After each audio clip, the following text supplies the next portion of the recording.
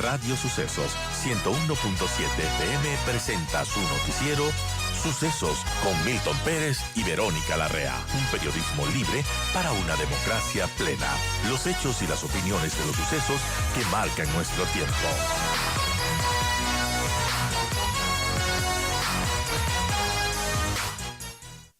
Y bueno, ¿qué nos puede comentar, y Tania, cómo vemos el panorama? Porque ya son 400 muertes que estamos lamentando al interior del sistema penitenciario en el país. Se han declarado estados de excepción, pero parece que eso no ha frenado este tipo de masacres. Ahora hay esta hipótesis que maneja la Policía Nacional y que, bueno, todo supondría una reagrupación de bandas, en este caso de los choneros.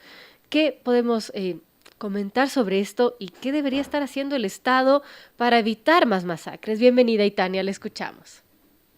Muchas gracias, buenos días, estimada Verónica, gracias por la invitación y buenos días con la audiencia de esta importante emisora. Bueno, lamentablemente nos convocamos a analizar hechos no solamente dolorosos, sino de extrema violencia que ha venido atravesando el sistema penitenciario de un tiempo atrás a la fecha, y que prácticamente las autoridades del sistema penitenciario y quienes complementan la seguridad para el sistema, pues no han reflexionado sobre lo que pasó el 9 de mayo de este año, cuando ya se dio una masacre en este mismo centro de privación de libertad con el asesinato de 40 privados de libertad. Es decir, en ese entonces debió haberse prevenido a efectos de no estar atravesando esta dura y dolorosa realidad con el deceso de 12 privados de libertad el 18 de este mes. ¿Qué quiero decir con esto? Que si ya se evidenció esa extrema violencia, la imposición de estos líderes de estas bandas organizadas delictivas al interior del centro de privación de libertad, se los debió de reubicar de manera prioritaria y no esperar a que pase esta nueva masacre para nuevamente hacer un traslado hasta Guayaquil, que es trasladar el problema y no solucionarlo de fondo, que es la seguridad interna del centro de privación de libertad. Ahora, no es que es justificación tampoco, pero no existe el personal suficiente para el control que demanda este centro de privación de libertad, porque es un centro amplio, una infraestructura que permite también tener el control, pero siempre y cuando se cuente también con el personal y los medios tecnológicos que hemos venido, estimada Verónica, sugiriendo ya un buen tiempo, las 6 masacres, con esta ya 7, la potenciación de los sistemas de seguridad, que hasta ahora no los vemos, y como usted bien manifiesta, a través de los estados de excepción, que se ha sugerido que tienen que ser innovados y tecnología de punta, dado la crudeza y la crueldad con la que están operando estas bandas organizadas delictivas al interior de los centros de privación de libertad, y que ahora este centro de Santo Domingo ya no se consideraría un centro de mediana seguridad como era hasta antes de estas masacres, sino un centro de máxima peligrosidad y que debe ser tomado en cuenta por las autoridades del sistema de rehabilitación social. Y ahora, bueno, como vemos la situación y ese tema de las bandas, ¿cómo controlar esas bandas, Tania? ¿Qué es lo que debería estar haciendo el Estado? No sé si ahondar en temas de inteligencia, tomar más tempranamente estas alertas que ya se han tenido, porque se tuvo unos 3 días antes, entiendo, una alerta de seguridad en el interior de la penitenciaría de Santo Domingo. ¿Qué hacer con estas disputas de las bandas? Que al parecer esto es lo que está generando este tipo de masacres.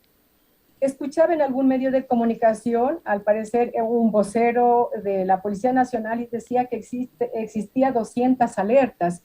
Yo creo que es suficiente para haber prevenido con inteligencia del sistema penitenciario y con inteligencia de la Policía Nacional, a efectos de no encrudecer estos actos deshumanizados que al parecer ya se ha normalizado, es lo cotidiano ya frente a lo que viene sucediendo no solamente en las calles, sino también ya en los centros de privación de libertad, y que no debería, que no se justifica, porque rebasan el concepto de la humanización provocado por sus propios compañeros de aflicción. Entonces, si ya hubo estas alertas y no se previno, ¿qué quiere decir? Que existe presunta omisión por parte de quienes administran el sistema de rehabilitación social. Ahora, decir que no son responsables quienes administran el sistema es algo descabellado.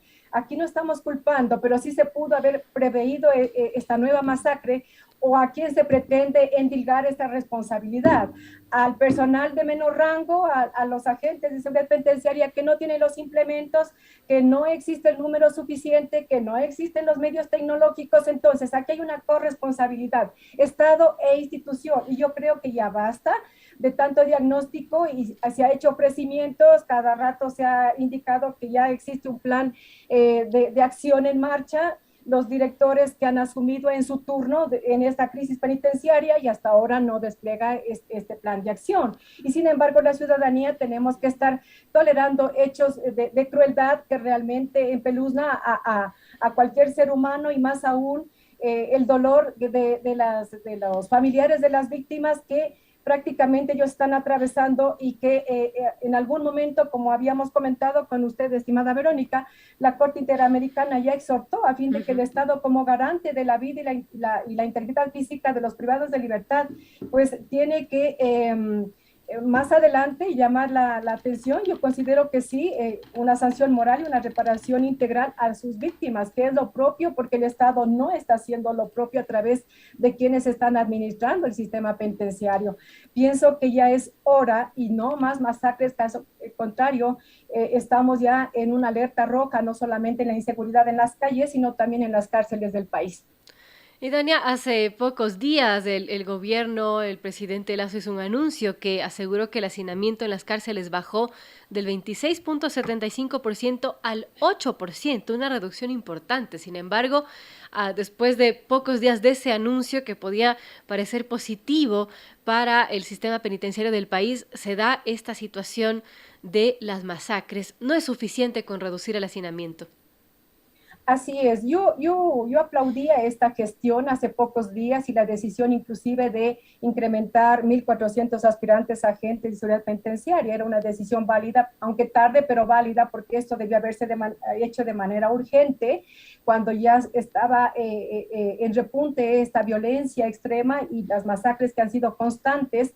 Sin embargo, decía que el bajar el hacinamiento ayuda a implementar procesos de rehabilitación y a la movilidad y al buen vivir de los privados de libertad. ¿Por qué digo el buen vivir? Porque ellos tienen un plan de vida a través de los ejes de tratamiento, que es el laboral, el educativo, el de salud, el recreativo y la reinserción, finalmente al recobrar su libertad. Pero ahora se empaña con estas masacres provocadas, como digo, por ciertos líderes de estas bandas que quieren imponerse no solamente al sistema penitenciario, sino también al Estado, con hechos de crueldad jamás antes registrados en el sistema penitenciario y que conmocionan al país, y esto trasciende a nivel internacional, lo que nos pone en un mal precedente en que no se puede administrar en cuanto a seguridad. Ahora que topa estos hechos de crueldad, y Tania, ¿cómo entender esa crueldad, desmembramiento de cuerpos, de todo eso que se ve que es terrible, que no, una mente humana no alcanza a comprender por qué se da este tipo de crueldad?